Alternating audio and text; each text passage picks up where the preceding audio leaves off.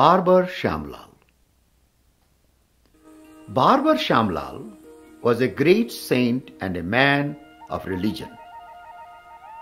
During those old days when he lived, a barber was considered to be a person of low birth. Shamlal believed that men took birth in low caste on account of the foul deeds they did during their previous years.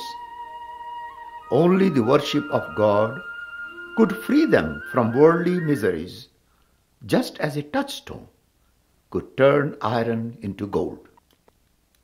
With this thought in his mind, he spent most of his times in prayers.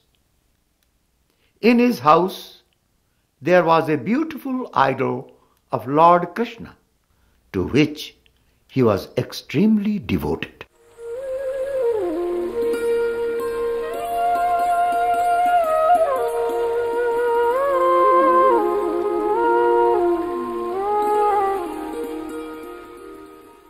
Each morning, after taking his bath, Shamlal would worship the deity, and only after this he take to his routine work. Once the Badshah, the king, sent a messenger to fetch Shamlal.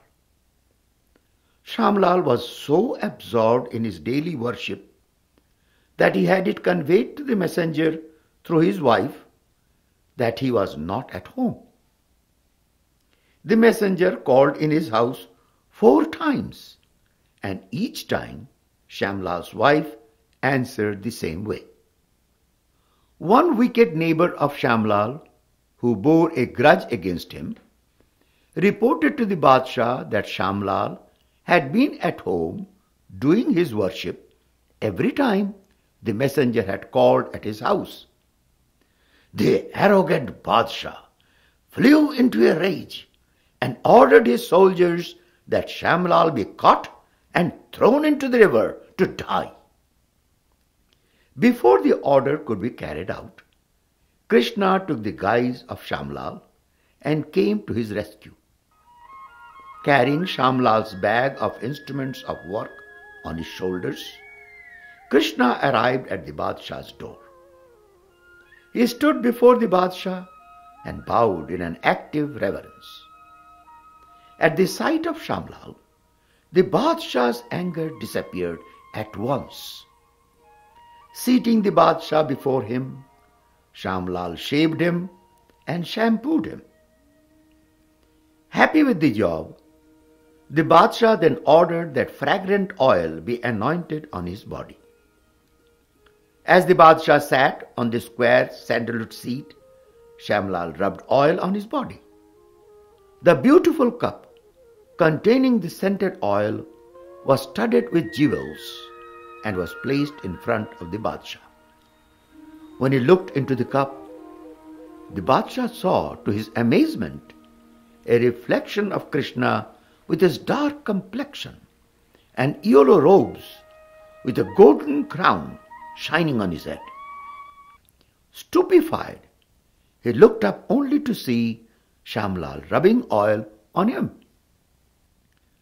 Turning to the cup once more, he again saw the reflection of Krishna. Dazzled by the brilliant figure of the Lord, the Badshah lost consciousness. When the servants rushed to the scene and woke him up, the Badshah requested Shamlal to stay on with him. But Shamlal said he will return a little later. The Badshah offered a handful of gold coins to Shamlal.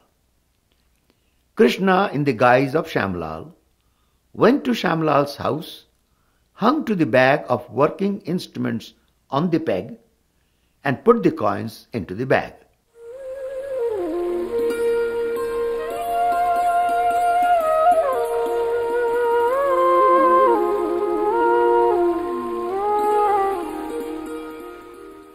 After this incident, the Badshah became restless, and nothing gave him peace of mind.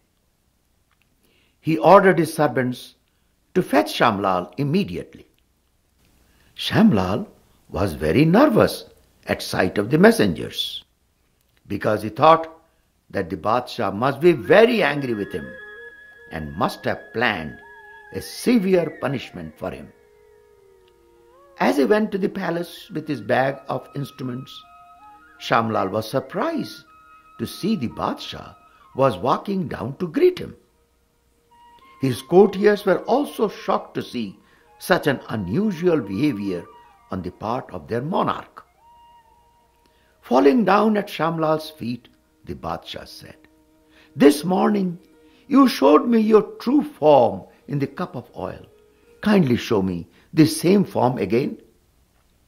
As the Badshah brought the cup of oil and made Shamlal look into it, he could not see anything except Shamlal's face. Shamlal got confused at such turn of events. After a little while, he could guess what might have happened. Breaking into loud sobs, Shamlal cried out, "O dweller of Vaikunt, O Narayan, what an unworthy task you performed for my sake. Why did you take the bag of a barber's instruments on your shoulder?" As he wept, the Badshah fell again at his feet and overjoyed. He remarked, "I am grateful to you, Shamlal, that I was able to see Lord Krishna." Shamlal then saw the coins in his bag and distributed them among the poor. From then on, the Badshah was a different person. He dedicated himself to the service of God.